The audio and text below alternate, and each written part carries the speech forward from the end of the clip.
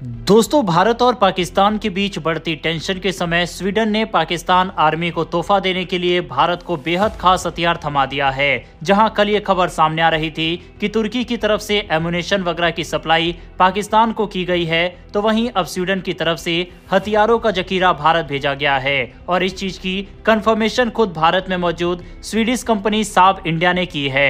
Sweden की तरफ से कौन सा हथियार सौंपा गया है और इसकी क्या खासियत है, साथ ही रशिया यूक्रेन युद्ध में सेम इसी तरह के हथियार ने किस तरह से एक बड़ी गेम चेंजिंग की भूमिका निभाई थी, इन सब के बारे में आगे बात करेंगे। वहीं पाकिस्तान की तरफ से सीमा पर भारी डिप्लॉयमेंट की जा रही है, जिसके तहत चाइनीज तोपें जो उनके पास है उसकी डिप्लॉयमेंट लाहौर में पाकिस्तान के द्वारा की गई है। इन दोनों ही खबरों के बारे में आज की इस वीडियो में डिटेल में बात करेंगे, इसीलिए वीडियो को अंत तक जरूर देखिएगा। तो चलिए शुरू करते हैं इस वीडियो को। दरअसल स्वीडन की साब कंपनी ने, जो कि भारत में साब इंडिया के नाम से है, उसने भारतीय सेना को अपना दमदार 84 एंटी आर्मर वेपन सिस्टम सफलतापूर्वक डिलीवर कर दिया है।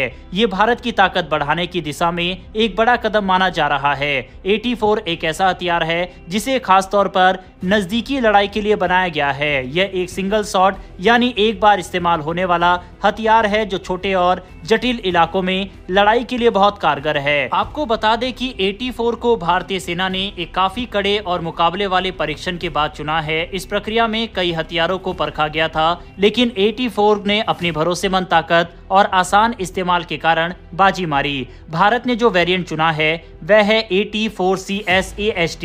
इस वेरिएंट को खास तौर पर ऐसे हालात के लिए बनाया गया है जहां जगह कम होती है, जैसे बिल्डिंग के अंदर, बंकरों में या तंग गलियों में लड़ाई। यानी अब हमारे सैनिक भीड़ भाड़ वाले इलाकों में भी दुश्मन के टैंकों और बख्तरबंद गाड़ियों को आसानी से तबाह कर सकेंगे।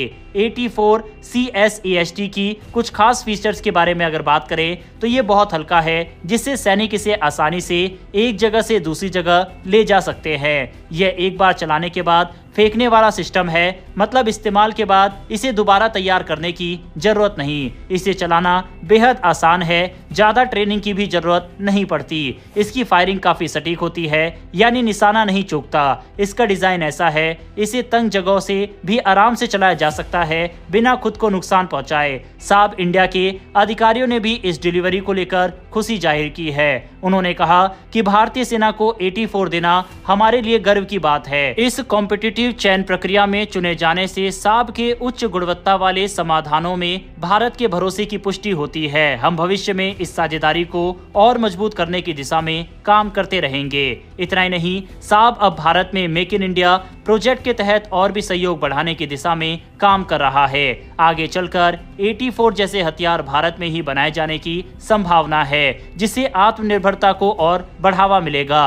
अगर हम सरल भाषा में कहें तो 84 भारतीय सेना के लिए एक तगड़ी ढाल साबित होगी, खासकर शहरों, बंकरों और संकरी गलियों में होने वाली लड़ाइयों में। वहीं दूसरी तरफ पाकिस्तान से भी एक खबर सामने आ रही है, जिसके तहत पाकिस्तान ने अपनी SH-15 तोप सिस्टम को लाहौर में डिप्लॉय किया है। ये तोप ट्रक पर लगी होती है। इसकी खासियत यह है कि ये 53 किलोमीटर दूर तक हमला कर सकती है। अब आप सोच रहे होंगे कि इसे लाहौर में क्यों डिप्लॉय किया गया है, तो आपको बता दें, लाहौर से अमृतसर से 50 किलोमीटर दूर है। यानी अगर पाकिस्तान चाहे तो वो सीधे अमृतसर को निशाना बना सकता है। कुछ एक्सपर्ट्स का मानना है कि पाकिस्तान यूक्रेन युद्ध से सीख रहा है। जैसे रूस और यूक्रेन में भारी हथियारों को आम लोगों के बीच छिपा कर रखा गया ताकि दुश्मन उन पर हमला करने से डरे, अगर ऐसा पाकिस्तान भी कर रहा है तो ये बहुत गंभीर चिंता की बात है। वहीं SH-15 तोप की खासियतों की बात करें तो ये ट्रक पर लगी होती है, यानी जल्दी से कहीं भी ले जाई जा सकती है। इसमें ऑटोमेटिक फायर कंट्रोल सिस्टम लगा है, जिससे निशाना लगाने में आसानी होती है। 1 मिनट में 6 गोले दाग सकती है।